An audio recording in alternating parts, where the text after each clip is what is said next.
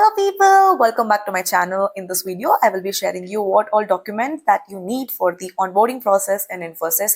So I got a lot of DMs regarding this. So yeah, let's get started. I made a note of it so that I don't miss any, information to share with you. So firstly, basic government ID proofs that you need. So your Aadhaar card, your PAN card, and a passport. So generally in the initial stages, you don't need it actually, but once you get inside, they will give you 60 days of time to get your passport done. But once you get inside, it's difficult for you to go out and make it happen. So it's better to do it before you get inside. So if you just book a Tatkal passport verification process, then it's quite faster. You will get hardly in 10 days. So make it happen if you haven't done yet. Next comes the educational documents that you need. Your 10th mark sheet, your 12th mark sheet, and your graduation degree certificate. If in case there is no provisional certificate and degree certificate has issued, you can just get all your 8th semester mark sheets with seal and sign from your college. So along with that, a course completion certificate is preferable, because during the onboarding process, they might ask you to submit the hard copy of it. And if you have a provisional certificate along with a consolidated mark sheet, it's well and good. You can just submit it in the launchpad. And next comes one more thing. You don't have to get your originals here to the campus. All the originals need to be uploaded in the launchpad in the PDF format. So hardly you do it and just get a Xerox copies here. It's more than enough. And next comes the bank account. So in the here in the Infosys, you get to create your account, salary account, either in Axis Bank or in the ICICI Bank. So it's your choice. Any one goes well. You can do it in online mode, because I did it in online mode. If offline also you can do, but you will receive your debit card through post. And I went to my nearest Axis Bank in person and got the passbook from there. So that's about the bank account. Coming to the passport size photos. So generally what happens here, I will just mention you the dimensions in the description box. Please do check out. And 4 copies as mentioned by them in the mail. 4 copies you need, along with 1 soft copy in a PDF format. So that's about the passport size photos.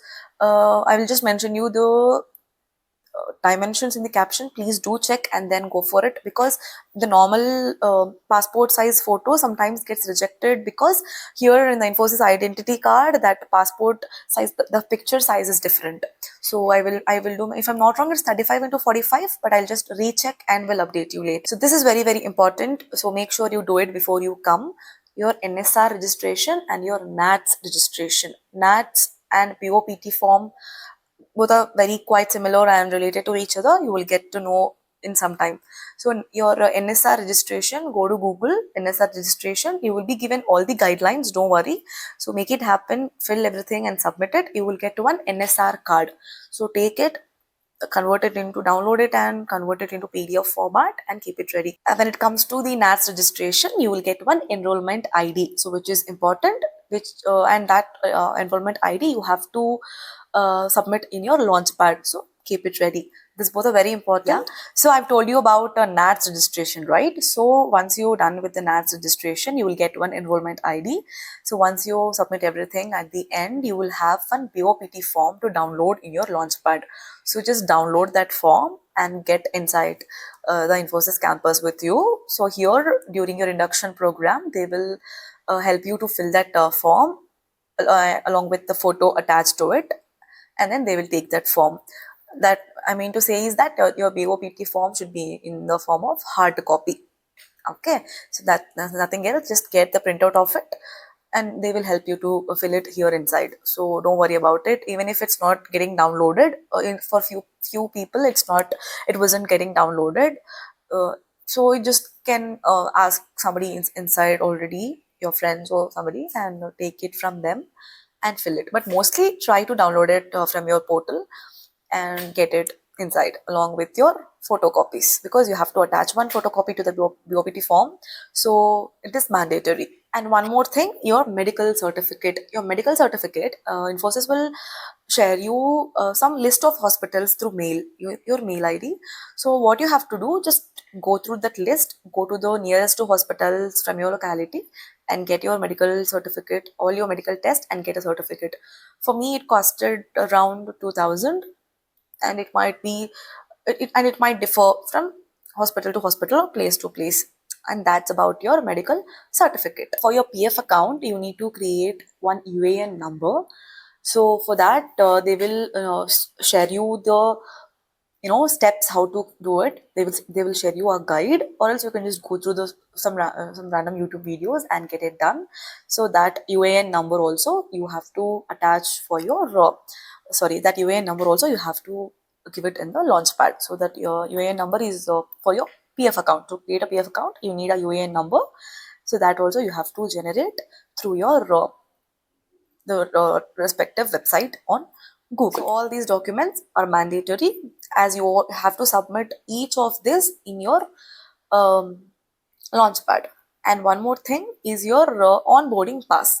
So once you complete the complete documentation work given to you, you will get an onboarding pass just 2 days before your joining date.